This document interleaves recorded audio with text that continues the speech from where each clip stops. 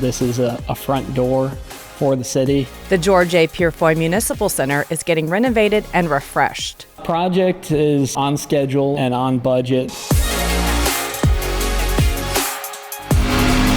Construction started in August to renovate Frisco City Hall, which opened in 2006. When it was designed, the intent of this building was for it to be a 100-year building. And with that, it was thought of that there would be a need to address renovation projects on essentially a 20-year basis. Once the project to build the new standalone library began, so did the process to renovate and update City Hall. A big focus of this project is on the employee workspaces. So not only did we plan for ultimate build-out needs of each of the 8 departments and city manager's office housed here at City Hall, but we wanted to ensure that those spaces were adapted and modernized. The project takes into consideration the way people work in the office and at home. The pandemic played a role, not necessarily a dominant role, but I think we learned to operate in a more flexible manner. The offices people visit the most will be consolidated on the first floor.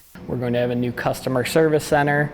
The post office and the Collin County Tax Office will move from the second floor to the ground floor, and then our utility billing function will continue to be housed here on the ground floor as well. Plus, there will be wayfinding on the first floor to help visitors.